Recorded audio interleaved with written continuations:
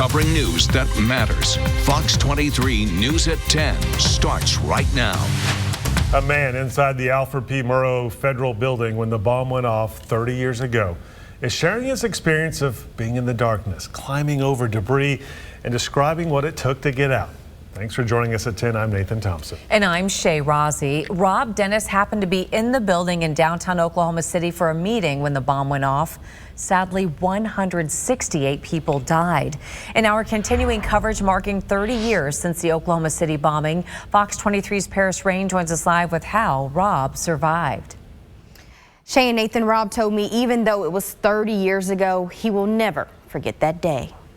Didn't know what happened. It was just immediate. Robert Dennis is a survivor of the Oklahoma City bombing that happened April 19, 1995 at the Alfred P. Murrah Federal Building. Well, it started out a beautiful day, as I recall. It was a nice spring day. I had a meeting at General Services Administration in the Murrah Building. My office was in the Federal Court Building across the street. Dennis says he and building manager Don Rogers were in a meeting that let out just a little before 9 o'clock, moments before what he says felt like the world stopping. So we walked down to the center of the building, right off of the front door where the elevators were.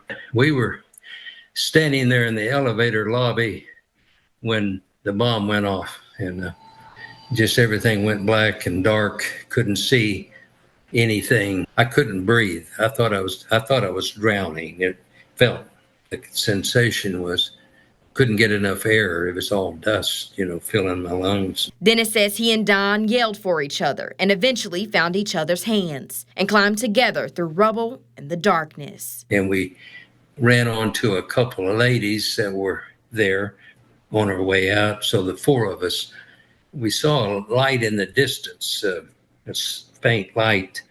And it turned out to be a door that led out onto the dock of the Murrah Building on the west end. He says once they got outside, they split up to go check on people. I turned around and looked down 5th Street, the front of the Murrah Building, and, just couldn't. You see that building collapsed, it just looked like something, I don't know. You just couldn't put it together. You could hear in the distance, the sirens going off, the emergency personnel on their way. And it was just like a surreal moment in life, that it's not real. It's just, you just can't imagine what just happened. He later learned that one of his co-workers' daughters was one of the 168 lives lost that day. Several people in the GSA that were killed. And one of my deputy clerks had her daughter, 19-month-old daughter, in the daycare center. And she passed away. And her name was J.C. Ray Coyne, 19 months old. But the aftermath of the attack didn't stop that day. He says it went on for weeks and months. It was terrible, terrible.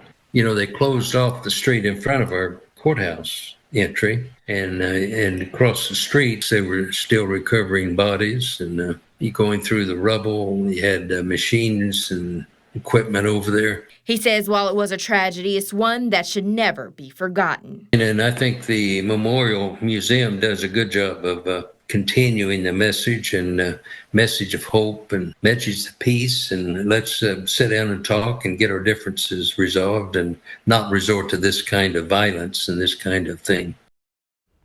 I asked Rob what message he has for people going through tragedy.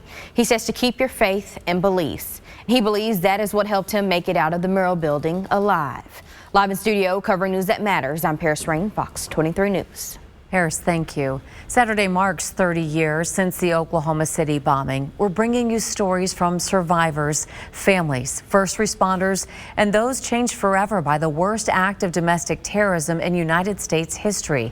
Instead of airing Fox 23 News at 6 tomorrow night, we invite you to join us for an hour-long Fox 23 News special, 30 years since 9:02 a.m.